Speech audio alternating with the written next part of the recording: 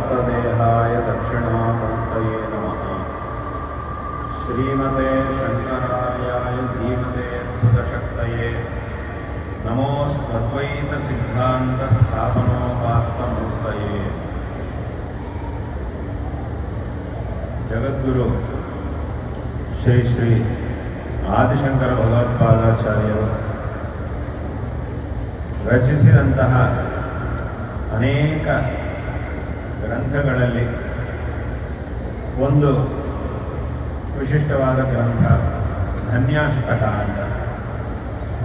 ಆ ಧನ್ಯಾಷ್ಟಕ ಅನ್ನೋ ಗ್ರಂಥದಲ್ಲಿ ಮೊಟ್ಟ ಮೊದಲಿಗೆ ಅವರು ಹೇಳುವಂತಹ ಒಂದು ಮಾತು ಅಂತಂದರೆ, ತಜ್ಞಾನಂ ಪ್ರಶಮಕರಂ ಯದಿಂದ್ರಿಯಾಣಾಂ ತಜ್ಞೇಯಂ ಯದುಪನಿಷತ್ಸು ನಿಶ್ಚಿತಾರ್ಥಂ ತೇ ಧನ್ಯಾಃ ಭುವಿ ಪರಮಾರ್ಥ ನಿಶ್ಚಿತೇಹಾಃ ಶೇಷಾಸ್ತು ಭ್ರಮನಿಲಯೇ ಪರಿಭ್ರಮಂತಿ. ಇದರ ಅರ್ಥ ಏನು ಅಂತ ಕೇಳಿದರೆ, ತಜ್ಞಾನಂ ಪ್ರಶಮಕರಂ ಯದಿಂದ್ರಿಯಾಣ. ನಮಗೆ ಜ್ಞಾನ ಅನ್ನೋದು ಅತ್ಯಂತ ಅವಶ್ಯಕ. ಆದರೆ ಹಾಗಂತ ಹೇಳಿ ಯಾವುದೋ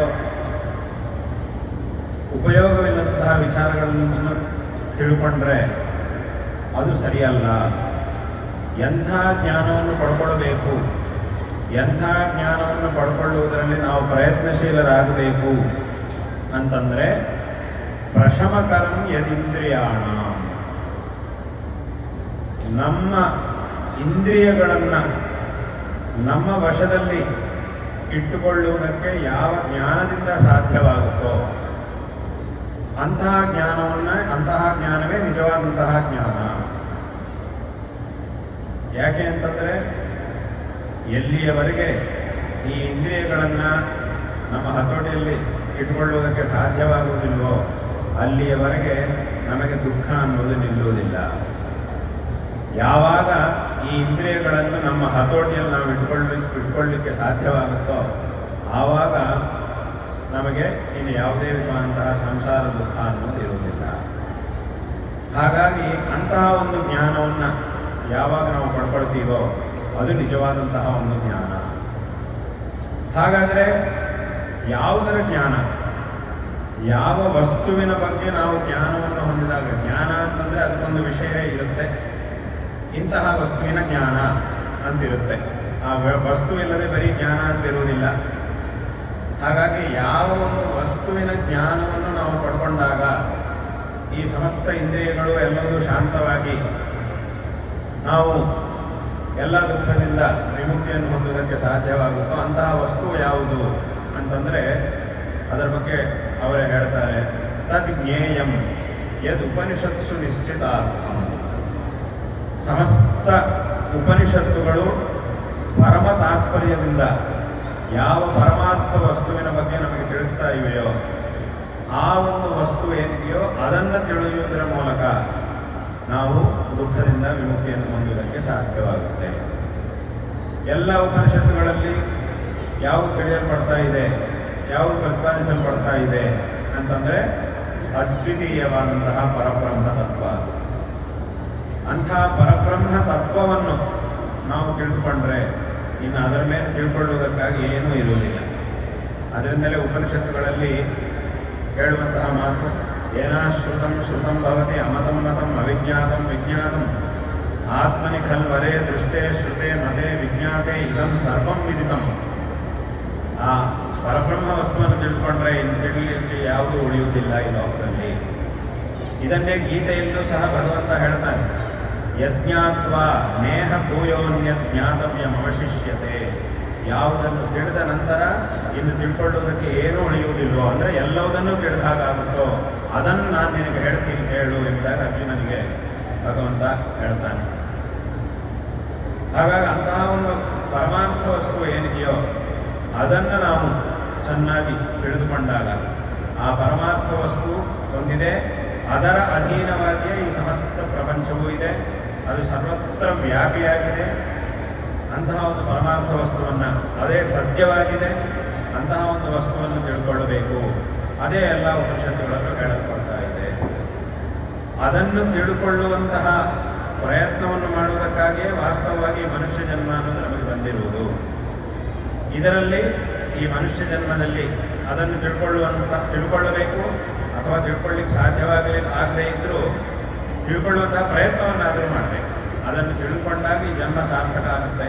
ಅಥವಾ ತಿಳ್ಕೊಳ್ಳಿಕ್ಕೆ ಇನ್ನೂ ಸಾಧ್ಯವಾಗಿಲ್ಲ, ಅಷ್ಟು ಸಾಮರ್ಥ್ಯ ಇಲ್ಲ ಅಂತಂದರೆ ಅದಕ್ಕಾಗಿ ಒಂದು ಪ್ರಯತ್ನ ಮಾಡಿದರೆ ಸಾಕು. ಆ ಪ್ರಯತ್ನವನ್ನು ಮಾಡಿದರೂ ಜೀವನ ಅನ್ನೋದು ಸಾರ್ಥಕ ಆಗುತ್ತೆ.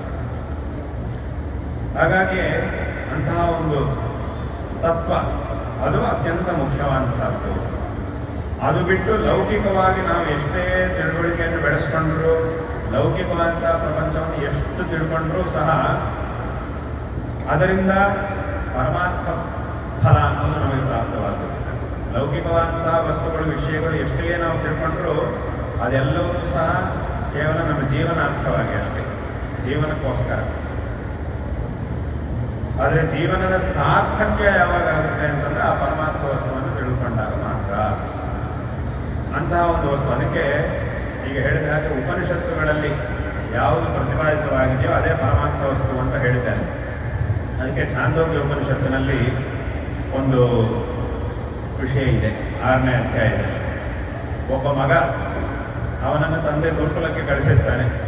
ಇವನು ಗುರುಕುಲದಲ್ಲಿ ಅನೇಕ ವರ್ಷಗಳ ಕಾಲ ಇದ್ದು ಎಲ್ಲ ವೇದಗಳು, ಶಾಸ್ತ್ರಗಳು ಎಲ್ಲ ಅಧ್ಯಯನ ಮಾಡಿಕೊಂಡು ಪುನಃ ಮನೆಗೆ ಬರ್ತಾ ಇರ್ತಾನೆ.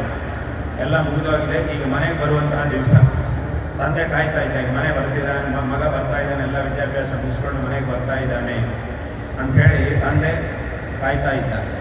ಜೊತೆಗೆ ಮಗ ಬರ್ತಾ ಇದ್ದ. ಅವನು ಬರುವಾಗ ಅವನು ನಡ್ಕೊಂಡು ಬರೋದರಲ್ಲಿ ತಂದೆಗೆ ಸ್ವಲ್ಪ ವ್ಯತ್ಯಾಸವಾಗಿ ಅನಿಸ್ತು. ಮಾಮೂಲಿಯಾಗಿ ಬರೋ ಹಾಗೆ ಬರಲಿಲ್ಲ ಅವನು. ಆ ನಡ್ಕೊಂಡು ಬರ್ತಿರುವಾಗ ಅವನೊಳಗೆ ಅವನ ನಡವಳಿಕೆಯಲ್ಲಿ ಸ್ವಲ್ಪ ವ್ಯತ್ಯಾಸ ಕಾಣಿಸ್ತು ತಂದೆಗೆ. ವ್ಯತ್ಯಾಸ ಅಂದರೆ ಏನು? ನಾನು ಎಲ್ಲ ಓದ್ಬಿಟ್ಟಿದ್ದೀನಿ ಅನ್ನುವಂತಹ ಒಂದು ಅಹಂಕಾರ ಅವನಲ್ಲಿ ಕಾಣಿಸ್ತಾ ಇತ್ತು. 12 ವರ್ಷಗಳ ಕಾಲ ಗುರುಕುಲಕ್ಕೆ ಹೋಗಿ ಅಷ್ಟು ಅಧ್ಯಯನ ಮಾಡ್ಕೊಂಡಾಯಿತು. ಇನ್ನು ನಾನು ಓದಬೇಕಾದ್ರೆ ಏನೂ ಇಲ್ಲ, ಸಂಪೂರ್ಣ ಅಧ್ಯಯನ ಮುಗಿದೋಯಿತು, ಇನ್ನು ನನ್ನನ್ನು ಬಿಟ್ಟರೆ ಯಾರೂ ಇಲ್ಲ, ಎಲ್ಲರಿಗಿಂತ ನಾನೇ ದೊಡ್ಡ ಪಂಡಿತ ಅನ್ನುವಂತಹ ಒಂದು ಭಾವನೆ ಅವನು ನಡ್ಕೊಂಡು ಬರುವುದರಲ್ಲೇ ಕಾಣಿಸ್ತು. ಗೊತ್ತಾಯಿತು ತಂದೆಗೆ. ಬಂದ ಮೇಲೆ ಕೇಳಿದ, ಒಳ್ಳೆಯದಪ್ಪ, ಎಲ್ಲ ಚೆನ್ನಾಗಾಯ್ತಾ, ವಿದ್ಯಾಭ್ಯಾಸ ಎಲ್ಲ ಆಯಿತು ಅಂತ ಹೇಳಿದ. ಎಲ್ಲದನ್ನು ಕಲ್ತ್ಕೊಂಡಿದ್ದೀಯಾ ನೀನು? ಎಲ್ಲದನ್ನು ಕಲ್ತಾಯಿತು ಅಂತ ಹೇಳಿದ. ಆಗ ತಂದೆ ಒಂದು ಪ್ರಶ್ನೆ ಕೇಳಿದ. ಹಾಗಾದರೆ ಒಂದು ಪ್ರಶ್ನೆ ಕೇಳ್ತೀನಿ, ನೀನು ಎಲ್ಲದನ್ನು ಓದಿ ಆಗಿದೆ ಅಂತ ಹೇಳ್ತಾ ಇದ್ದಿ, ಹಾಗಿದ್ರೆ ಒಂದು ಪ್ರಶ್ನೆ ಕೇಳ್ತೀನಿ. ಒಂದು ವಸ್ತು ಇದೆ, ಅದನ್ನು ತಿಳಿದರೆ ಎಲ್ಲದನ್ನು ತಿಳಿದ ಹಾಗಾಗುತ್ತೆ, ಅಂತಹದ್ದನ್ನು ನೀನು ತಿಳ್ಕೊಂಡಿದ್ದೀಯಾ? ಅಂತಹ ವಿಚಾರದ ಬಗ್ಗೆ ನೀನು ತಿಳ್ಕೊಂಡಿದ್ದೀಯಾ ಅಂತ ಕೇಳಿದ. ಉತತಮಾದೇಶಂ ಅಪ್ರಾಕ್ಷೋ ಏನಾಶ್ರುತಂ ಶ್ರುತಂ ಭವತಿ ಅಮತಂ ಮತಂ ಅವಿಜ್ಞಾನಂ ವಿಜ್ಞಾನಂ. ಅಂತಹ ಒಂದು ವಿಚಾರ ಉಂಟು, ಅದು ನಿನಗೆ ಗೊತ್ತಾಯ್ತಾ? ತಕ್ಷಣ ಅವನಿಗೆ ಆಶ್ಚರ್ಯ ಆಯಿತು. ಏನು ಈ ಥರದ್ದೊಂದು ವಿಷಯ ಇದೆಯಾ? ಏನು ಒಂದನ್ನು ತಿಳ್ಕೊಂಡ್ರೆ ಎಲ್ಲದನ್ನು ತಿಳಿದಾಗುತ್ತಾ? ಆ ಥರ ಒಂದು ವಿಷಯ ಇದೆಯಾ? ಆಗ ಇವನು ಈ ಥರ ಯೋಚನೆ ಮಾಡಲಿಕ್ಕೆ ಶುರು ಮಾಡಿ ಏನು ಹೇಳಿಬಿಟ್ಟ ಅಂತಂದರೆ, ಅಪ್ಪ, ಬಹುಶಃ ನೀನು ಕೇಳ್ತಿರುವಂತಹ ವಿಚಾರ ನಮ್ಮ ಗುರುಗಳಿಗೂ ಗೊತ್ತಿಲ್ಲ ಅಂತ ಕಾಣುತ್ತೆ ಅಂತ ಹೇಳಿಬಿಟ್ಟ. ಅವನಿಗೆ ಗೊತ್ತಿಲ್ಲ ಅನ್ನೋದು ಒಪ್ಕೊಳ್ತಾ ಇಲ್ಲ. ಬಹುಶಃ ನೀನು ಕೇಳ್ತಿರೋದು ನಮ್ಮ ಪಾಠ ಮಾಡಿದ ಗುರುಗಳಿಗೂ ಗೊತ್ತಿಲ್ವೇನೋ, ಯಾಕಂದರೆ ನನ್ನ ಗುರುಗಳಿಗೆ ನನ್ನನ್ನು ಕಂಡ್ರೆ ಬಹಳ ಪ್ರೀತಿ, ಹಾಗಾಗಿ ಎಲ್ಲದನ್ನು ಒಂದನ್ನು ಬಿಡದೆ ಎಲ್ಲದನ್ನೂ ನನಗೆ ಹೇಳ್ಕೊಟ್ರು. ಒಂದು ವೇಳೆ ಇದು ಅವ್ರಿಗೂ ಸಹ ಗೊತ್ತಿದ್ದರೆ ನನಗೂ ಇದನ್ನು ಹೇಳ್ಕೊಡ್ತಿದ್ರು, ಆದರೆ ಅವ್ರು ಹೇಳ್ಕೊಡ್ಲಿಲ್ಲ, ಅದರಿಂದ ಬಹುಶಃ ಅವ್ರಿಗೂ ಗೊತ್ತಿರ್ಲಿಕ್ಕಿಲ್ಲ ಅಂತ ಹೇಳಿಬಿಟ್ಟ.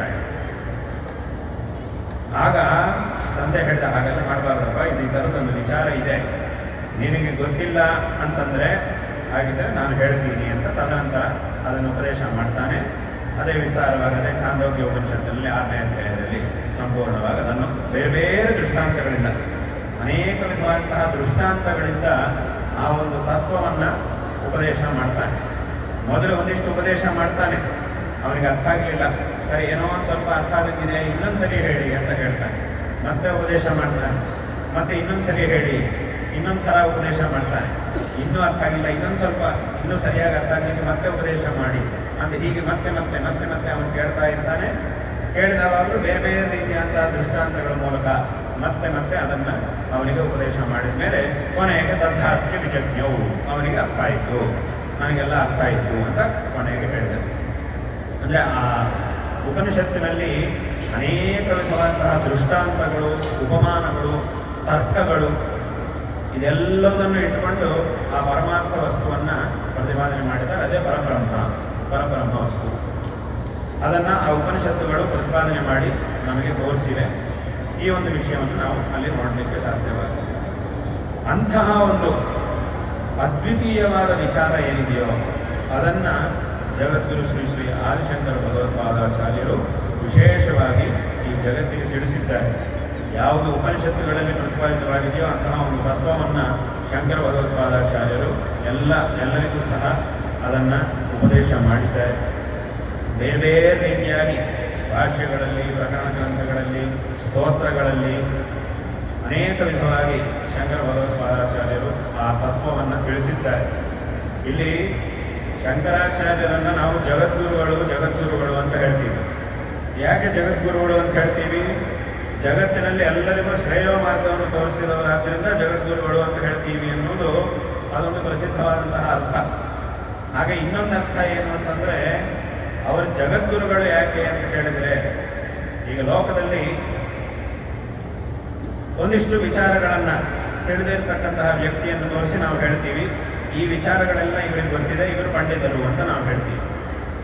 ಇನ್ನೊಬ್ಬ ವ್ಯಕ್ತಿ ಇದ್ದಾರೆ, ಅವರಿಗೆ ಈ ಮೊದಲನೇ ವ್ಯಕ್ತಿಯನ್ನು ಗೊತ್ತಿರುವ ಎಲ್ಲ ವಿಚಾರಗಳು ಗೊತ್ತು, ಅದರ ಮೇಲಿನ ವಿಚಾರಗಳು ಗೊತ್ತು. ಆಗ ಆ ಇನ್ನೊಬ್ಬರ ವ್ಯಕ್ತಿ ಬಗ್ಗೆ ನಾವೇನು ಹೇಳ್ತೀವಿ? ಇವರಿಗಿಂತ ದೊಡ್ಡ ಪಂಡಿತರು ಅಂತ ಹೇಳ್ತೀವಿ. ಹಾಗೆ ಮೂರನೆಯವರು, ನಾಲ್ಕನೆಯವರು, ಐದನೆಯವರು, ಹೀಗೆ ಒಬ್ಬರು ತಿಳ್ಕೊಂಡಿದ್ದಕ್ಕಿಂತ ಇನ್ನೂ ಹೆಚ್ಚಿನ ಅದರ ಮೇಲಿನ ವಿಚಾರಗಳನ್ನು ತಿಳ್ಕೊಂಡವರನ್ನು ಇವರಿಗಿಂತ ದೊಡ್ಡ ಪಂಡಿತರು, ಅವರಿಗಿಂತ ದೊಡ್ಡ ಪಂಡಿತರು ಅಂತ ಹೇಳೋ ಕ್ರಮ ಇದೆ. ಆ ಥರ ಹೇಳ್ತಾ ಹೋದರೆ ಅವ್ರ ಪಾಂಡಿತ್ಯವೂ ದೊಡ್ಡದು, ಅವರಿಗೆ ಗೌರವನೂ ಜಾಸ್ತಿ, ಸನ್ಮಾನ ಗೌರವ ಅದು ಸಹ ಜಾಸ್ತಿ ಕೊಡ್ತೀವಿ ನಾವು, ಜಾಸ್ತಿ ಇನ್ನೂ ವಿಶೇಷವಾಗಿ ಅವರಿಗನ್ನು ಗೌರವಿಸ್ತೀವಿ. ಇದು ಲೋಕದಲ್ಲಿರುವಂತಹ ವಿಷಯ. ಆದರೆ ಶಂಕರರನ್ನು ಮಾತ್ರ ಜಗದ್ಗುರುಗಳು ಅಂತ ನಾವು ಹೇಳ್ತೀವಿ. ಯಾಕೆ ಜಗದ್ಗುರುಗಳು ಅಂತ ಹೇಳ್ತೀವಿ ಅಂತ ಕೇಳಿದರೆ, ಅವರು ಯಾವ ವಿಚಾರವನ್ನು ತಿಳಿದವರಾಗಿದ್ದಾರೋ, ಯಾವ ವಿಚಾರವನ್ನು ಈ ಲೋಕಕ್ಕೆ ಉಪದೇಶ ಮಾಡಿದ್ದಾರೋ ಆ ವಿಚಾರದ ಮೇಲೆ ಇನ್ನೊಂದು ವಿಚಾರ ಇಲ್ಲವೇ ಇಲ್ಲ. ಅದೇ ಎಲ್ಲದಕ್ಕಿಂತ ಮೇಲಿನ ವಿಚಾರ. ಒಂದು ವೇಳೆ ಅವರು ಉಪದೇಶ ಮಾಡಿದಂತಹ ವಿಚಾರದ ಮೇಲೂ ಇನ್ನೊಂದು ವಿಚಾರ ಇತ್ತು ಅಂತಂದರೆ ಆಗ ಆ ವಿಚಾರ ಯಾರಿಗೆ ಗೊತ್ತಿದೆಯೋ ಅವರನ್ನು ಇವರಿಗಿಂತ ದೊಡ್ಡವರು ಅಂತ ಹೇಳ್ಬೋದಾಗಿತ್ತು. ಆದರೆ ಹಾಗೆ ಹೇಳಲಿಕ್ಕೆ ಇದಕ್ಕಿಂತ ಮೇಲೆ ಇನ್ನೊಂದು ವಿಚಾರ ಅನ್ನೋದು ಇಲ್ಲವೇ ಇಲ್ಲ. ಅದೇ ಶಂಕರರು ಉಪದೇಶ ಮಾಡಿದಂತಹ ಅದ್ವೈತ ತತ್ವ. ಇದರ ಮೇಲೆ ಪುನಃ ಇನ್ನೊಂದು ವಿಚಾರ ಅನ್ನೋದು ಇಲ್ಲವೇ ಇಲ್ಲ. ಅದಕ್ಕಾಗಿ ನಾನು ಆರಂಭದಲ್ಲಿ ಹೇಳಿದ್ದು ಇದನ್ನೇ ಉಪನಿಷತ್ತುಗಳು ನಮಗೆ ತಿಳಿಸ್ತಾ ಇವೆ. ಆತ್ಮನಿ ಕಲ್ಪನೆ ದೃಷ್ಟೇ ಶ್ರುತೆ ಮತೆ ವಿಜ್ಞಾತ ಇದಂ ಸರ್ವಂ ವಿದಿತಂ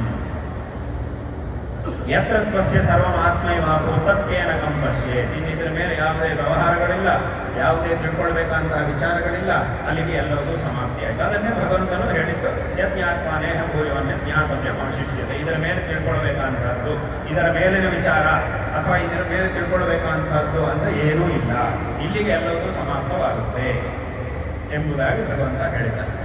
ಹಾಗಾಗಿ ಅಲ್ಲಿ ಏನಾಯಿತು ಅಂತಂದರೆ, ಇಡೀ ಜಗತ್ತಿನಲ್ಲೇ ಯಾವುದು ಉತ್ಕೃಷ್ಟವಾದಂತಹ ತತ್ವವೋ ಅಂತಹ ತತ್ವವನ್ನು ಅವರು ತಿಳಿದವರಾದ್ದರಿಂದ ಅವರು ಇಡೀ ಜಗತ್ತಿಗೆ ಗುರುಗಳಾಗಿದ್ದಾರೆ. ಇಡೀ ಜಗತ್ತಿನಲ್ಲಿ ಅತ್ಯಂತ ಉತ್ಕೃಷ್ಟವಾದಂತಹ ವಿಚಾರ ಯಾವುದರ ಮೇಲೆ ಕೂಡ ಇನ್ನೊಂದು ವಿಚಾರ ಅನ್ನೋದೇ ಇಲ್ಲೋ ಅಂತಹ ವಿಚಾರವನ್ನು ತಿಳಿದವರಾದ್ದರಿಂದಲೇ ಅವರನ್ನು ನಾವು ಜಗದ್ಗುರುಗಳು ಎಂಬುದಾಗಿ ಹೇಳ್ತೀವಿ.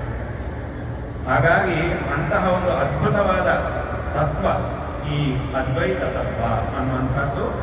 ಆ ಒಂದು ತತ್ವವನ್ನು ಶಂಕರರು ಅನೇಕ ವಿಧವಾಗಿ ಒಂದೇ ಶ್ಲೋಕದಲ್ಲಿ, ಏಕಶ್ಲೋಕಿ ಅನ್ನುವಂಥ ಒಂದೇ ಒಂದು ಶ್ಲೋಕದಲ್ಲಿ ಸಂಪೂರ್ಣವಾದಂತಹ ತತ್ವವು ಅತ್ಯಂತ ಸುಲಭವಾಗಿ ನಮಗೆ ಅರ್ಥ ಆಗುವಂತೆ ಹೇಳಿದ್ದಾರೆ. ತುಂಬ ವಿಸ್ತಾರವಾಗಿ ಹೇಳಿದ್ದಾರೆ. ಒಂದೇ ಒಂದು ಶ್ಲೋಕದಲ್ಲೂ ಸಹ ಅದ್ವೈತ ತತ್ವವನ್ನು ಅವರು ಸಂಪೂರ್ಣವಾಗಿ ಉಪದೇಶ ಮಾಡಿದ್ದಾರೆ.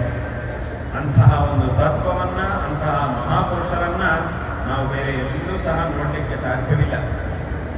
ಇಂತಹ ಒಂದು ತತ್ವವನ್ನು ಸತರ್ಕವಾಗಿ ಉಪದೇಶ ಮಾಡಿ ಅನೇಕ ವಿಧವಾದಂತಹ ದೃಷ್ಟಾಂತಗಳು ಇವತ್ತಿನ ದಿವಸ ಇಲ್ಲಿ ದಕ್ಷಿಣಾಸ್ಯ ದರ್ಶಿನಿ ಅನ್ನುವಂತಹ ಈ ಪ್ರದರ್ಶಿಕೆಯಲ್ಲಿ ಯಾವುದನ್ನು ನೀವು ನೋಡ್ತಾ ಇದ್ದೀರೋ, ಆಧುನಿಕವಾದಂತಹ ವಿಜ್ಞಾನವನ್ನಿಟ್ಟುಕೊಂಡು ಅವರೂ ಸಹ ಒಪ್ಪಲೇಬೇಕಾದಂತಹ ಯಾವ ಯಾವ ದೃಷ್ಟಾಂತಗಳನ್ನು ಇಲ್ಲಿ ನೀವು ನೋಡ್ತಾ ಇದ್ದೀರೋ ಅದೆಲ್ಲವುದನ್ನು ಸಹ ತಿಳಿದವರಾಗಿ ಆದಿಶಂಕರರು ಈ ಮಾತನ್ನು, ಈ ಸ್ತೋತ್ರವನ್ನು ರಚನೆ ಮಾಡಿ ಈ ತತ್ವವನ್ನು ನಮಗೆ ಉಪದೇಶ ಮಾಡಿದ್ದಾರೆ. ಅಂದರೆ ಇವತ್ತಿನ ದಿವಸ ನಾವು ನೋಡ್ತಿರುವಂತಹ ಎಲ್ಲ ದೃಷ್ಟಾಂತಗಳು ಅದು ಅವರು ಕಲ್ಪನೆ ಮಾಡಿದ್ದಲ್ಲ, ವಾಸ್ತವವಾಗಿರುವಂತಹ ದೃಷ್ಟಾಂತಗಳು. ಅದು ಎಲ್ಲರೂ ಸಹ ಒಪ್ಪಳ್ಳೇಬೇಕಾದಂತಹ ದೃಷ್ಟಾಂತಗಳು. ಅದು ಒಬ್ಬ ಆಸ್ತಿಕ ಇರ್ಬೋದು, ಒಬ್ಬ ನಾಸ್ತಿಕ ಇರ್ಬೋದು, ಯಾರು ಬೇಕಾದರೂ ಆಗಲಿ, ಅವನೊಬ್ಬ ಈ ದೇಶದವನಿರ್ಬೋದು, ಒಬ್ಬ ವಿದೇಶದಲ್ಲಿರುವವನಿರ್ಬೋದು, ಎಲ್ಲರೂ ಸಹ ಒಪ್ಪಲೇಬೇಕಾದಂತಹ ಒಂದು ದೃಷ್ಟಾಂತಗಳನ್ನೇ ಇಟ್ಟುಕೊಂಡು ಅವರು ತತ್ವವನ್ನು ಉಪದೇಶ ಮಾಡಿದ್ದಾರೆ. ಯಾಕೆ ಅಂತಂದರೆ ತತ್ವ ಅಂತಂದ್ರೇನೆ ಏನು? ಸತ್ಯವಾದಂತಹದ್ದು ಅಂತ ಅರ್ಥ. ಸತ್ಯವಾದಂತಹದ್ದು ಅಂದರೆ ಏನು? ಯಾರೋ ಒಬ್ಬರಿಂದ ಕಲ್ಪಿತವಾದದ್ದಲ್ಲ ಅಂತ ಅರ್ಥ. ಕಲ್ಪಿತವಾದದ್ದು ಅಂದರೆ ಅದು ಸತ್ಯವಾಗುವುದಿಲ್ಲ, ಮತ್ತೆ ಅದರ ಸದಾಕಾಲ ಅದರ ಅಸ್ತಿತ್ವ ಅನ್ನೋದು ಇರುವುದಿಲ್ಲ. ಅದು ಕಲ್ಪಿತವಾದ್ರಿಂದ ಅದರ ಅಸ್ತಿತ್ವ ಅನ್ನೋದು ಪರಿಮಿತ. ಆದರೆ ಸತ್ಯವಾದದ್ದು ಏನಿದೆಯೋ ಆ ಸತ್ಯಾಂಶ ಅನ್ನೋದು ಯಾರೋ ಒಬ್ಬ ವ್ಯಕ್ತಿಯ ಒಪ್ಪಿಗೆಗೋಸ್ಕರವೋ ಅಥವಾ ತಿಳುವಳಿಕೆಗೋಸ್ಕರವೋ ಕಾಯುವುದಿಲ್ಲ. ಸತ್ಯವಾದ ವಿಚಾರ ಇಲ್ಲ ಇದನ್ನು ನಾನು ಒಪ್ಪುವುದಿಲ್ಲ ಅಂತ ಹೇಳುವ ಮಾತ್ರಕ್ಕೆ ಸತ್ಯಾಂಶ ಬದಲಾಗಿ ಬಿಡುವುದಿಲ್ಲ. ನಾನು ಒಪ್ಪುವುದಿಲ್ಲ ಅಥವಾ ನಾನು ಗೊತ್ತಿಲ್ಲ ಅಂತ ಹೇಳಿದ ಮಾತ್ರಕ್ಕೆ ಸತ್ಯಾಂಶ ಅನ್ನೋದು ಬದಲಾಗುವುದಿಲ್ಲ. ಸತ್ಯವಾಗಿಯೇ ಇರುತ್ತೆ. ನಿನ್ನ ಒಪ್ಪಿಗೆ ಇದಕ್ಕೆ ಬೇಕಾಗಿಲ್ಲ. ನೀನು ಒಪ್ಕೊಳ್ತೀಯೋ ಬಿಡ್ತೀಯೋ, ಸತ್ಯ ಅಂದರೆ ಸತ್ಯನೇ. ಅದನ್ನು ನೀನು ತಿಳ್ಕೊಳ್ಬೇಕಷ್ಟೆ. ಯಾವುದು ಸತ್ಯ ಅಂತ ನೀನು ಹುಡ್ಕೊಂಡು ಹೋಗಿ ಅದನ್ನು ನೀನು ತಿಳ್ಕೊಳ್ಬೇಕಷ್ಟೆ. ಆದ್ದರಿಂದ ಇಲ್ಲಿ ಅವರು ಉಪದೇಶ ಮಾಡಿದಂತಹ ತತ್ವ ಅಂದರೆ ಸತ್ಯವಾದಂತಹ ಒಂದು ವಿಚಾರ ಈ ಅದ್ವೈತ ತತ್ವ ಅನ್ನುವಂಥದ್ದು. ಇದನ್ನೇ ಬೇರೆ ಬೇರೆ ರೀತಿಯಂತಹ ದೃಷ್ಟಾಂತಗಳ ಮೂಲಕ ಅವರ ಗ್ರಂಥಗಳಲ್ಲಿ ಅವರು ಅತ್ಯಂತ ವಿಸ್ತಾರವಾಗಿ ಪ್ರತಿಪಾದನೆ ಮಾಡಿದ್ದಾರೆ. ಇವತ್ತು ಈ ದಕ್ಷಿಣಾಮೂರ್ತಿ ಸ್ತೋತ್ರದಲ್ಲಿ ಇರ್ತಕ್ಕಂಥ ಒಂದು ಶ್ಲೋಕವನ್ನು ಮಾತ್ರ ನಾವು ತಗೊಂಡು ಅಲ್ಲಿ ಎಷ್ಟು ವಿಚಾರ ಇದೆ ಅನ್ನೋದನ್ನು ನೋಡ್ತಾ ಹೋದರೆ ಅದೇ ಬೇಕಾದಷ್ಟಾಗುತ್ತೆ. ಇವತ್ತಿನ ದಿವಸ ಇಲ್ಲಿ 8 ಎಲ್ಲ ಶ್ಲೋಕಗಳಲ್ಲೂ ಅವರು ಇಲ್ಲಿ ಪ್ರದರ್ಶಿಕೆಯನ್ನು ಏರ್ಪಾಡು ಮಾಡಿಸಿದ್ದೀವಿ ಇಲ್ಲಿ. ಆದರೆ ವಾಸ್ತವವಾಗಿ ಒಂದು ಶ್ಲೋಕವನ್ನು ಇಟ್ಕೊಂಡು ಅದರ ಮೇಲೆ ಎಷ್ಟು ನಾವು ಪ್ರದರ್ಶನ ಮಾಡ್ಬೋದು ಅಂತ ನೋಡಿಬಿಟ್ರೆ ಅದೇ ಒಂದು ದೊಡ್ಡ ಪ್ರದರ್ಶಿಕೆ ಆಗಿಬಿಡುತ್ತೆ. ಎಷ್ಟು ಬೇಕಾದರೂ ನಾವಿನ್ನು ಮಾಡ್ಬೋದು. ಅಷ್ಟು ವಿಚಾರಗಳು ಆ ಒಂದು ಸ್ತೋತ್ರಗಳಲ್ಲಿ ನಾವು ನೋಡಲಿಕ್ಕೆ ಸಾಧ್ಯವಾಗುತ್ತೆ. ಮತ್ತು ಈಗ ಹೇಳಿದಂತೆ ಅವರು ಉಪನಿಷತ್ತುಗಳು ಅನ್ನುವಂತಹ ಪ್ರಮಾಣಗಳನ್ನು ಇಟ್ಟುಕೊಂಡು ಈ ವಿಚಾರವನ್ನು ಪ್ರತಿಪಾದನೆ ಮಾಡಿದ್ದಾರೆ. ಮತ್ತೆ ಎಲ್ಲರೂ ಸಹ ಒಪ್ಪಲೇಬೇಕಾದಂತಹ ವಿಚಾರಗಳನ್ನೇ ಅವರು ಪ್ರತಿಪಾದನೆ ಮಾಡಿದ್ದಾರೆ. ಸುಮ್ಮನೆ ಅವರಿಗೆ ಏನೋ ಒಂದು ತೋರಿ ಮನಸ್ಸಿನಲ್ಲಿ ಹೀಗೆ ಹೇಳಬೇಕು ಅಂತ ಹೇಳಿ ಅವರು ಹೇಳಿ ಇದನ್ನೇ ಎಲ್ಲರೂ ಸಹ ಒಪ್ಕೊಳ್ಬೇಕು ಅಂತ ಹೇಳಿದ್ದಲ್ಲ. ಅವರು ಏನು ವಾಸ್ತವವಂತಹ ವಿಚಾರ ಇದೆಯೋ, ಪ್ರಮಾಣಗಳಿದೆಯೋ ಅವುಗಳನ್ನು ಇಟ್ಟುಕೊಂಡು ಅವರು ಉಪದೇಶ ಮಾಡಿದ್ದಾರೆ.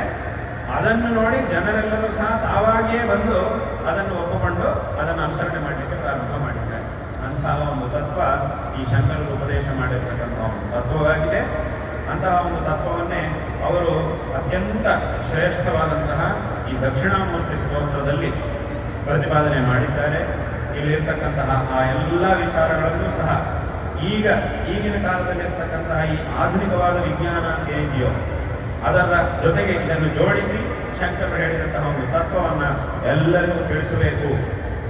ಎಲ್ಲರಿಗೂ ಸಹ ಎಷ್ಟು ದೊಡ್ಡ ಪರಂಪರೆಯಲ್ಲಿ ನಾವು ಬಂದಿದ್ದೇವೆ, ಎಂತಹ ಮಹಾಪುರುಷರ ಶಿಷ್ಯ ಪರಂಪರೆಯಲ್ಲಿ ನಾವು ಬಂದಿದ್ದೇವೆ ಅನ್ನುವಂತಹ ವಿಚಾರವನ್ನು ಎಲ್ಲರೂ ಸಹ ತಿಳ್ಕೊಳ್ಬೇಕು. ಈ ವಿಚಾರ ಒಂಥರ ಎಲ್ಲರಿಗೂ ಮತ್ತೋದಂಗೆ ಆಗಿಬಿಟ್ಟಿದೆ. ನಾವು ಎಷ್ಟು ಶ್ರೇಷ್ಠ ಪರಂಪರೆಯಲ್ಲಿ, ಗುರುಗಳ ಒಂದು ಪರಂಪರೆಯಲ್ಲಿ ಬಂದಿದ್ದೇವೆ, ಶಿಷ್ಯ ಪರಂಪರೆಯಲ್ಲಿ ಬಂದಿದ್ದೇವೆ ಅನ್ನುವಂತಹ ಒಂದು ವಿಚಾರ ತುಂಬ ಜನರಿಗೆ ಮರ್ತೋಗ್ಬಿಟ್ಟಿದೆ.